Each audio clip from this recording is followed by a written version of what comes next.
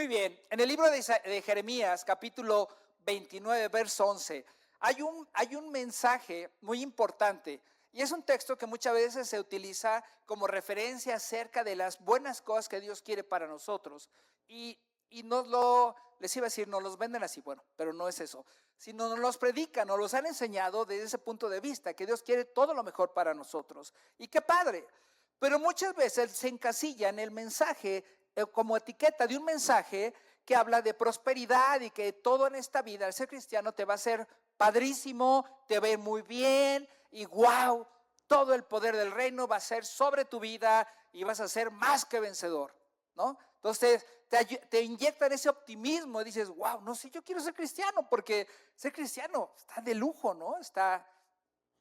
Pues, está padrísimo. Pero la realidad es que ser cristiano es una friega. Para los que me entendieron esa palabra, gracias, ¿verdad? ¿Por qué? Porque ser cristiano conlleva mucho esfuerzo, sacrificio, dedicación, constancia, ¿sí? Porque si no, simplemente eres uno más del montón y no logras ser un verdadero seguidor de Jesucristo. Y este verso dice, porque yo conozco los planes que tengo para ustedes, afirma el Señor. Son palabras dadas por Dios el Padre a su profeta Jeremías, y el profeta las toma y las plasma en su libro. Y entonces dice, porque yo conozco los planes que tengo para ustedes, afirma el Señor, planes de bienestar y no de calamidad, a fin de darles un futuro y una, ¿qué? Esperanza. Ok, y suena muy padre todo esto lo que dice, la verdad nos anima, pero realmente si leemos entre líneas estaremos leyendo que Dios nos dice que sí, efectivamente tiene planes, pero todos esos planes llevan un proceso. ¿Qué llevan? Un proceso. ¿Qué es un proceso? Pasos a seguir uno por uno. Tienes que irlo siguiendo de forma secuencial, de forma ordenada, para poder lograr el objetivo, porque si no lo haces así, aquí el orden de los factores sí altera el producto terminal. Y esto me lleva a la última palabra, esperanza. ¿Y qué es la esperanza? Yo creo que todos debemos de vivir una vida de esperanza, es cierto, pero la esperanza es un estado de ánimo y una virtud que surge al considerar alcanzable lo que se desea. Yo deseo todo lo que Jeremías expresó acerca de Dios el Padre. Claro, y esa es mi esperanza. Mi esperanza es saber que Dios tiene planes de bienestar y no de calamidad para mi vida. Mi esperanza está basada en que el Dios eterno tiene el fin de darme un futuro y una esperanza. Entonces yo tengo esperanza en la esperanza que Dios tiene en mí, pero todo es un proceso. Y la esperanza representa la confianza, la ilusión o la expectativa de que algo positivo ocurrirá en mi futuro. Y mi esperanza es poder yo vivir eternamente con Jesús y con Dios el Padre por toda la eternidad. Esa es mi esperanza. Y a eso nos lleva la Escritura, a eso nos lleva el ser cristianos. Pero tenemos que ver que tú y yo somos de carne y hueso y un pedazo de pescuezo. ¿Sí o no? Vivimos en una tierra física donde tenemos que sujetarnos a los conceptos o a las realidades humanas. Y entonces ahí es donde comencé a buscar acerca de la esperanza, no solamente como esa ilusión padre, esa confianza padre, esa expectativa padre, sino que es realmente dentro del mundo, llamémosle secular, desde el mundo real que vivimos todos nosotros. Y dentro de ese entorno, la esperanza no se fundamenta en lo divino ni en promesas eternas, sino en la agencia humana, la ciencia y la psicología.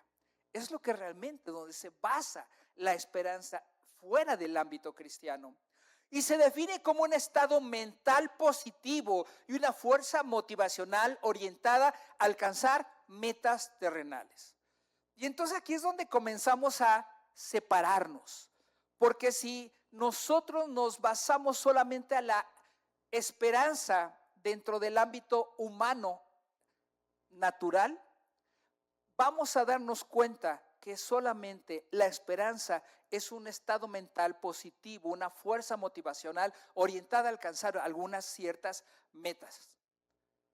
Y realmente es donde hoy día me doy cuenta que por eso la sociedad dice, wow, tienes esperanza, México, sí, vamos a llegar y vamos a ganar. Pues muchos tienen la esperanza que México va a ser campeón del Mundial de Fútbol. Oh, cosa tan más distante no hay. Es la realidad, es la realidad. Ahorita todos aplauden y espérense el día que pierda, esa guerra, ese no sé cuál, y van a querer crucificar a medio mundo, ¿no? Y ese es el problema. ¿Por qué? Porque la esperanza humana está basada simplemente en limitaciones sentimentales y emocionales. Y cuando eso sucede, entonces tenemos los picos. De repente, wow, estoy hasta acá de esperanza. Y al otro día, a los 3 minutos, a los 50 segundos, ya estás hasta abajo. Ya caíste. ¿Por qué? Porque no hay una base firme y sólida. Pero sin embargo, dentro de esa parte de la esperanza, desde el mundo de vista secular, también tenemos la psicología y la motivación. Y si no, fíjense bien, ¿por qué han comprado la mayoría de ustedes playeras del Mundial? ¿Por qué compras los panquecitos Bimbos que traen la figurita ahí de no sé qué? O las papitas que trae el monito de los jugadores, o todo lo que hoy día se vende. ¿Por qué? Por esa psicología y esa motivación que nos busca, que nos anima, nos impulsa a hacer o alcanzar algo. También gira en torno del bienestar y la salud mental y actúa como un factor de protección psicológica, reduce la ansiedad, ayuda a tolerar el dolor físico y previene la depresión al enfocar la mente en un futuro mejor. Sufrimos todos los que vivimos a lo largo de Calzada Tlalpan estos últimos meses, desde empezar con la famosa ciclovía y luego el metro, puertas cerradas, y dices, wow, ya quedó. Pues ya quedó bonito los farolitos, ya quedó bonito las cositas por ahí, pero la realidad es que seguimos padeciendo y aparentemente decimos, ay, wow, ya quedó. Atole con el dedo. Es la realidad y no es el gobierno, sino es en todo lo que busquemos a nuestro alrededor, vamos a estar buscando siempre puntos de satisfacción que nos provoquen cierta tranquilidad emocional y decimos, wow, ya. Y no, la realidad es que al otro día vamos a estar decepcionados de ello. Otro factor es el humanismo y el progreso, o el existencialismo y la realidad. Y cuando llegamos a este punto, a diferencia de la certeza bíblica, la esperanza secular convive con la incertidumbre. El ser humano acepta que el futuro no está garantizado, pero decide actuar de forma constructiva a pesar de ello. Sí, le echan ganas y no está malo echarle ganas, pero la realidad es que cuando solamente te basas en esforzarte y echarle ganas a las cosas, pues tu esperanza está en algo que agarrar en 3 palitos, nada más. Pero cuando tu esperanza está fundamentada en Dios, a pesar de lo que venga, saldrás siempre adelante. Ahora, desde la óptica bíblica, la esperanza no es un simple estado de ánimo, ni mucho menos una virtud, un optimismo o un deseo pasajero, sino una expectativa firme y segura basada en la fidelidad y las promesas de Dios. Ay, gracias por quien lo creyó, quien dijo amén. Es una certeza que sostiene al creyente en el presente y le da dirección hacia cosas del futuro. Cuando tu esperanza la cimientas en Dios, podrán venir todas las circunstancias más terribles, más difíciles, más complicadas, pero tu certeza estará sostenida en el presente y en la dirección hacia el futuro que solamente Dios te puede dar. Esa es una realidad. Hoy en día nuestra sociedad vive carente de esperanza, pero esto me lleva a una historia bíblica y vámonos al libro, el primer libro del profeta Samuel, el capítulo 17. Y es una historia ya conocida por todos, es la historia de David y Goliat. Y siempre hemos visto que el Goliat era un gigantón, más de 3 metros, corpulento, fuerte, mal encarado, groserón, irreverente, bueno, como quieras pintarlo, pero era el muchacho malo de la película. Y por el otro lado, vemos a un David, un chavito, un joven, guapetón, pelirrojo, pecosito, me imagino, no sé, pero muy desparpajado y obediente, pero con un ánimo, siempre una chispa, siempre de estar. Y hemos visto por ahí la historia de David y Goliat. Y es padre verla porque es una épica. Decimos, wow, el más débil ganándole al más fuerte. Pero la realidad es que ahí es donde parte de este libro que yo les mencionaba, que hablaba sobre 5 piedras lisas. Y empecé a buscar en la escritura lo que nos refería acerca de esto. Y efectivamente, llegó un momento en que David escogió 5 piedras lisas del arroyo. No las primeras 5, no cualquiera piedra que llegó, pues esta y esta. No, sino escogió 5 piedras lisas. Y a veces hemos preguntado, bueno, ¿por qué escogió 5 piedras? Y bueno, y el contexto, y quiero que vayamos, si me acompañan, quienes traigan su Biblia. 1 Samuel 17 dice que los filisteos se reunieron sus ejércitos para la guerra, concentrando sus fuerzas en Soco. No está en la pantalla, así es que si gustas buscarlo en tu Biblia, que es pueblo de Judá.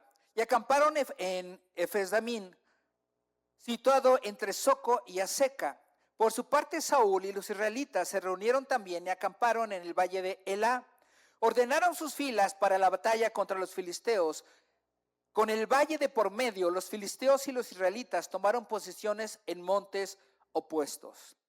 Un famoso guerrero oriundo de Gad salió del campamento filisteo. Su nombre era Goliat y tenía una estatura de 6 codos y un palmo, o sea, un poquito más de 3 metros de altura. Me voy a brincar.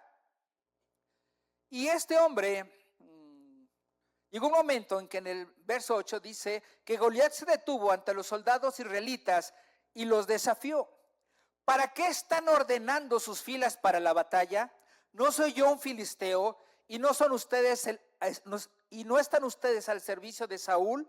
¿Por qué no escogen a alguien que se me enfrente?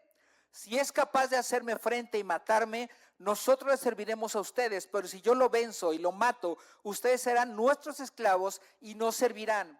Dijo además el filisteo, yo desafío hoy al ejército de Israel, elijan a un hombre que pelee conmigo. Al oír lo que decía el filisteo, Saúl y todos los israelitas se consternaron y tuvieron mucho miedo. Nada más como breviario. ¿Quién era Saúl? El rey. ¿Qué características tenía Saúl? Era el hombre más alto de todo el pueblo. El hombre más alto, fuerte, valiente. Y dice la escritura que él, el grande, fuerte y valiente, le hacía así. O sea, se llenó de miedo junto con todo su ejército y se consternaban cada vez que este gigante salía, que el Goliat salía. Y esa parte me lleva entonces a pensar qué estaría realmente en la mente del ejército de Israel. Más adelante, y tú lo puedes leer ahí con calma, todo el capítulo 17. Dice ahí que esto lo hizo durante 40 días. Salía varias veces en el día este hombre a gritarles y a amedrentarlos. Y dice que el ejército de Israel corría despavorido, temeroso, incluyendo el rey, porque no podían hacerle frente al Goliat. 40 días. ¿Dónde estaba su esperanza? ¿Dónde estaba su esperanza? En el día 40 más o menos llegó un chavo haciendo el mandado que su papá le había pedido el encargo, llevarle las tortas a sus hermanos, sus 3 hermanos mayores. Dice que llega allí, ve y a todos, y bueno, pues como todo muchacho le dijo, ay, wow, yo quiero ser parte de las fuerzas aquí del ejército, ¿no? Quiero usar el uniforme, le emocionaba todo eso a David. Y dice que estando en eso, salió este gigante, este Goliat, y comenzó a echar sus injurias. Y entonces David dice, ¿quién es este? ¿Qué le pasa? Y sobre todo cuando ve que todo el mundo se pone pavoroso y con miedo y angustiado. Y David dijo, ¿qué? Pero si todos esos eran mis héroes, ¿cómo se ponen de miedosos ante Goliat? Quiero que imagines esa escena. Y nos narra la historia que David se llenó de celo delante de Dios. Y dijo, ¿quién es este que viene a desafiar a los ejércitos del Dios viviente? Y ya sigue la historia. Y llegamos a la parte de esas piedras. Y una sola piedra le bastó a David para derrotar a Goliat. Pero ¿por qué David escogió 5?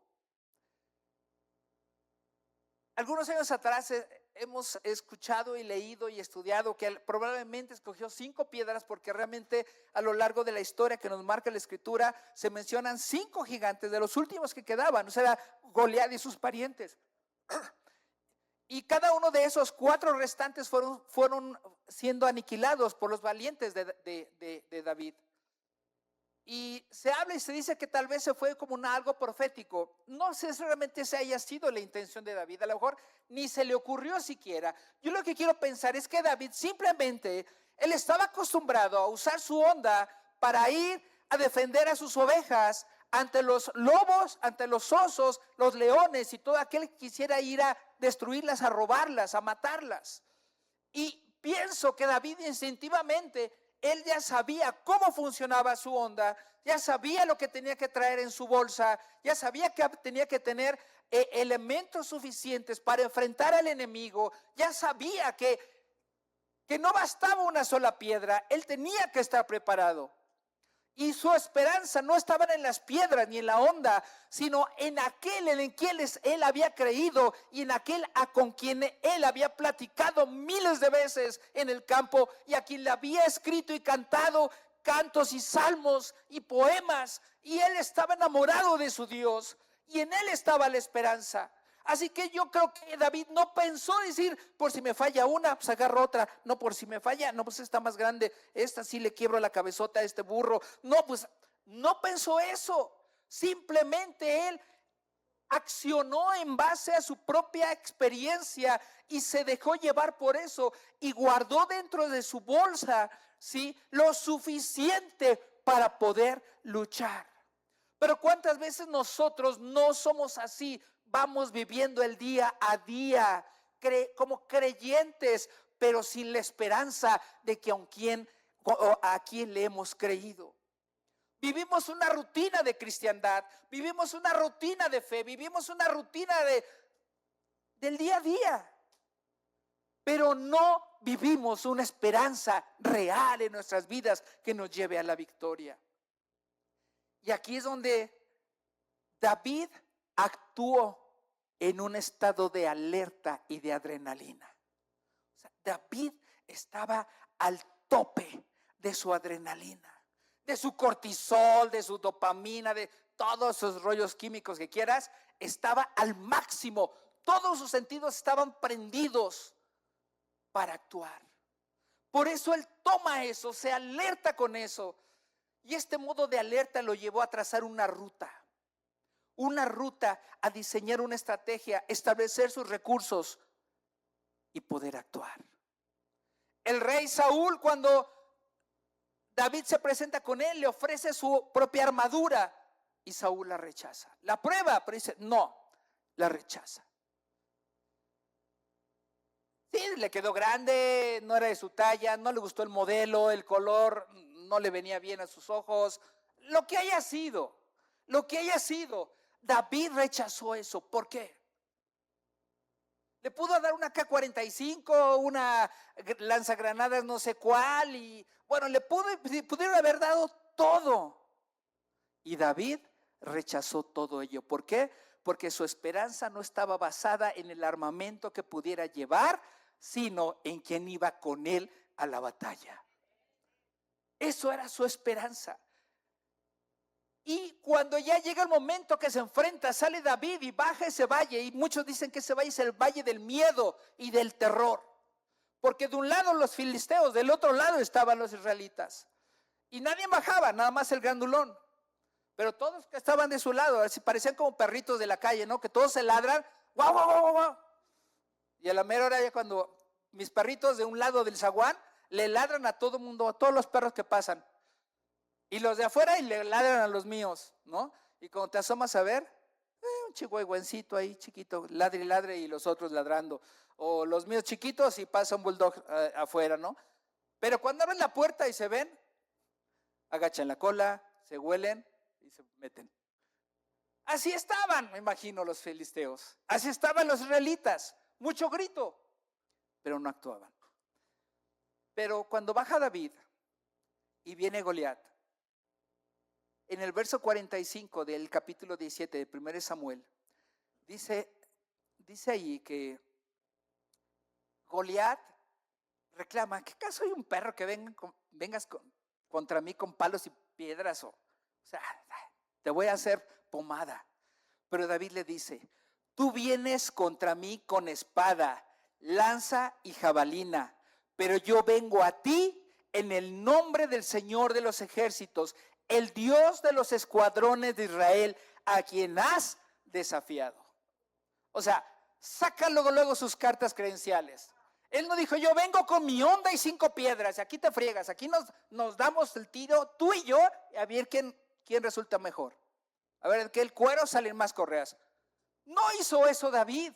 No llegó a alardear de sus habilidades, no llegó a alardear de sus capacidades, no llegó a presumirle de cuántos leones había desollado u osos había matado. No. Él llegó simplemente diciéndole a este hombre, tú vienes con todo tu armamento, pero yo vengo en nombre del Señor de los ejércitos, del Dios de los escuadrones de Israel, a quien tú has desafiado. Y esta historia no es la de un pequeño que con esfuerzo derrota a un gigante. Si eso hubiera sido David, habría gritado, yo puedo, soy bueno con la onda, te voy a matar. No, David por el contrario, le dijo, hoy mismo el Señor te entregará en mis manos y todo el mundo sabrá que hay un Dios en Israel. Resumiéndoles el verso, hoy mismo el Señor te entregará en mis manos. O sea, ¿quién iba a ganar la batalla? ¿La onda y la piedra? Porque a veces nos quedamos con ello. Y el secreto está aquí. David dijo, Dios te entregará en mis manos. O sea, ¿quién iba a derrotar al gigante? Dios, no David. Fuera Dios quien lo iba a derrotar. Y David lo declara, Él te va a entregar en mis manos. Ahora, ¿qué fue lo que hizo que el gigante se volviera vulnerable? Su ego, su arrogancia y su autoconfianza. Porque dijo, yo soy aquel, ¿tú qué me vas a hacer? Y se descuidó. Bajó la guardia, como decimos. Y eso nos sucede a muchos de nosotros. El ego, la soberbia, el orgullo, la arrogancia hacen que nos descuidemos y que caigamos porque somos presa fácil. Eso es.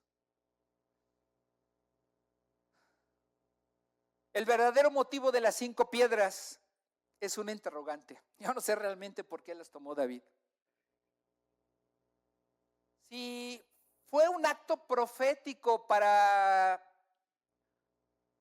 señalar que los otros hermanos, primos, parientes de Goliat iban a ser muertos también? No lo sé. Y la verdad, ni me interesa. Porque en todos los casos fue Dios quien entregó a los gigantes en manos de David. La realidad es que podemos leer entre líneas, es que el actuar de David no estaba dependiendo de su habilidad en el manejo de la onda, ni mucho menos de la letalidad de las piedras. Pues seguramente si hubiera sido así, esto le brindaría certeza de lo que estaba haciendo, confiando en sus propias fuerzas. Pero siempre habría un margen de error. Y David no fue con ese margen de error. David fue con la certeza de que se llevaría la victoria al 100%. En el verso 47 dice: todos los que están aquí reconocerán que el Señor salva sin necesidad de espada ni de lanza. La batalla es del Señor y Él los entregará a ustedes en nuestras manos. Fíjense bien, toda la declaratoria que le estaba haciendo David. El otro llegaba y les decía de cosas, les influía miedo, en fin, todo lo malo le decía.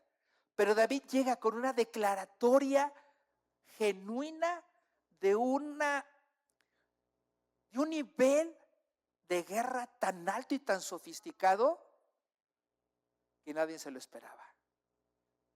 Y remata con esto: todos los que están aquí, todos los que están aquí. ¿Quiénes eran todos? Pues sí, todos, ¿verdad? Todos los del bando de Goliat. ¿Quiénes eran? Los filisteos. Y todos los del bando de Saúl. ¿Quiénes eran? Los miedosos y cobardes. Eso eran, incluyendo al rey. El único valiente. Claro, aquí David les hizo un favor, diciendo que eran los escuadrones de Israel, pero eran los cobardes y miedosos.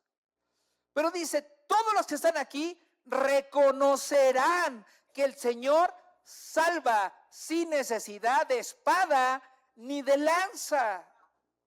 La batalla es del Señor y Él los entregará a ustedes. ¿A quiénes serán ustedes? Todos ustedes, los filisteos, en nuestras manos. O sea, ¿qué amenaza estuvo más terrible? ¿La que fue durante 40 días o la que sucedió en una sola mañana? La de una sola vez. Pero ¿qué pasa si hemos dejado de lado la esperanza? Todos los israelitas habían hecho de lado la esperanza. Ellos no tenían su esperanza ya nada, ni en su rey siquiera. Y eso que era un grandulón. Habían perdido la esperanza, y por eso tomé esta parte. ¿Por qué? Porque todo el pueblo perdió la esperanza. Estaban aterrados. Ellos sabían ya, los filisteos nos van a destrozar y vamos a ser sus esclavos. Había muerto la esperanza. Pero ¿qué pasa cuando nosotros dejamos de lado la esperanza? Regresamos a nuestra época actual. Número 1, huimos. Y eso lo podemos ver desde el Génesis. Adán huyó de la presencia de Dios. El hijo pródigo huyó de su padre en el Nuevo Testamento. Cada generación, bueno, el profeta huyó, Elías huyó. Y muchos huyeron. Igual que muchos de los que estamos aquí, huimos de la esperanza. Cada generación, cada persona en un lugar donde huir a su escondite seguro le trae tranquilidad. Para empezar, es una persona que se aleja de la presencia de Dios. Número 2, perdemos la capacidad de asombro. Y eso lo puedes ver. ¿Cuántos han visto la luna llena? No sé si es hoy o fue ayer o fue ayer. ¿Cuántos la vieron? ¿Cuántos se asombraron? ¿Cuántos se acordaron? La verdad es que yo muchas veces hemos ido en el carro y de repente le digo a mi esposa: mira, la luna está padrísima, tú maneja, tú no te distraigas, tú maneja.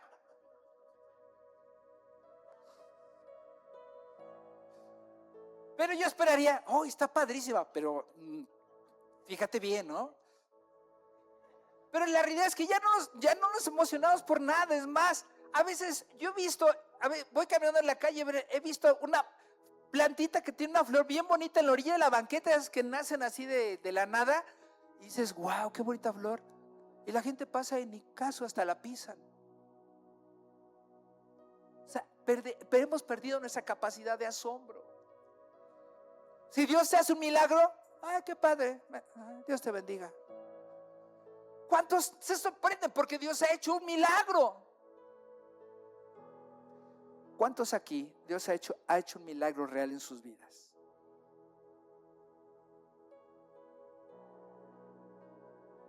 Pero ¿cuántos realmente nos seguimos asombrando por los milagros que Dios hace en nosotros?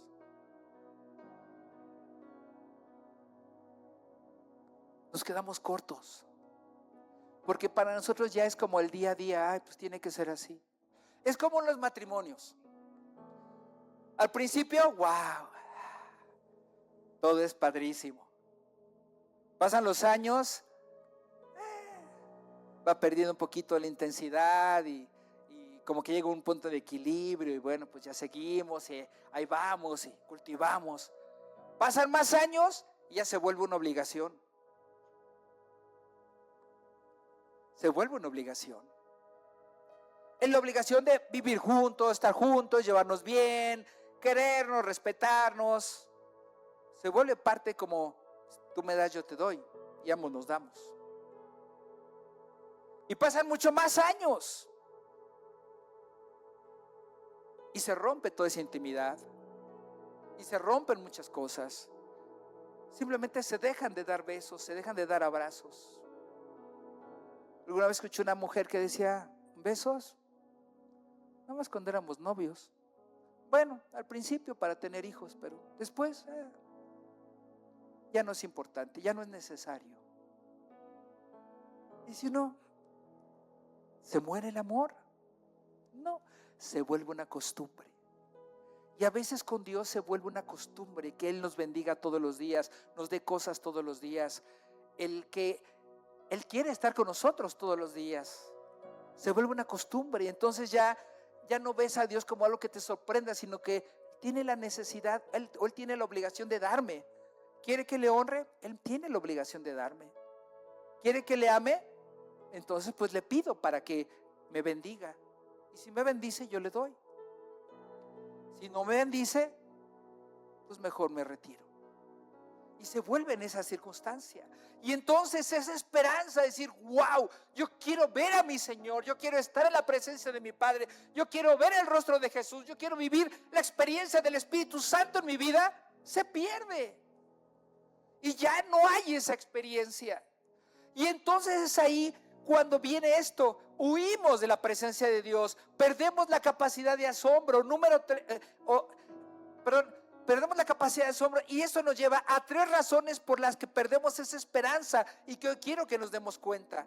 La primera es que cuando nosotros perdemos esa esperanza, o las razones por las que perdemos esa esperanza, es que muchas veces se da porque perdemos amigos, familia, iglesia. Cuando alguien habla mal de nosotros, cuando no procesamos los duelos de la manera correcta. Y cuando sucede eso, entonces, pues ya no estoy a gusto aquí, pues me voy acá. Pues es que ya no me hablas, pues yo tampoco te hablo, entonces ya no voy a la iglesia por eso. Es que el pastor me cae gordo, no, pues yo tampoco ya no quiero y ya no estoy ahí. Es que esto, es que es lo otro, es que aquello. Y lo mismo pasa en nuestra vida secular. Vas a comer una taquería que dices, wow, estaba muy rico, pero llegaste y no te atendieron bien, no vuelvo a regresar ahí porque me tratan muy mal. ¿No? Un ejemplo. 2, la desilusión por la vida. Es otra razón por la que perdemos la esperanza. Nos desilusionamos de la vida. Nos desilusionamos de las oraciones no contestadas. ¿Cuántos han tenido oraciones no contestadas? ¿Y cuántos se han entristecido porque esa oración no ha sido contestada? Y yo creo que aunque no levantes la mano, la gran mayoría de los que estamos aquí nos hemos decepcionado de Dios por oraciones no contestadas conforme a nuestros deseos.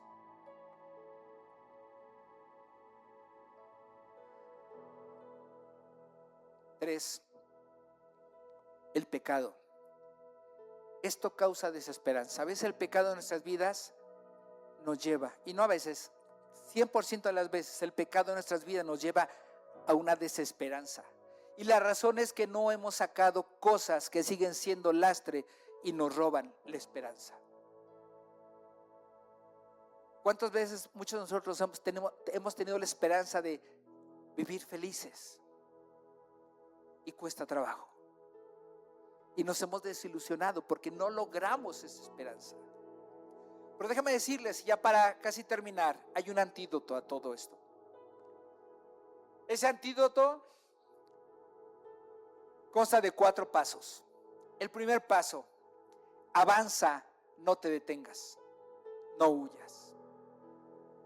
Avanza. La bronca es que si te detienes,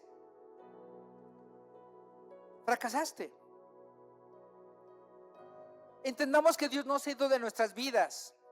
Él no quita su espíritu de nosotros. Solo es cuestión de tiempo para que Él actúe. De hecho, David en uno de los salmos, creo que es el 51, dice: y no quites de mí tu Santo Espíritu. Y si leemos el Salmo 51, es un salmo que fue escrito en medio del dolor, de la angustia de David, porque había fallado. Pero él no estaba huyendo de la presencia de Dios, sino quería meterse en la presencia de Dios a pesar de los errores que había tenido. Y eso era su esperanza de que Dios lo restaurara.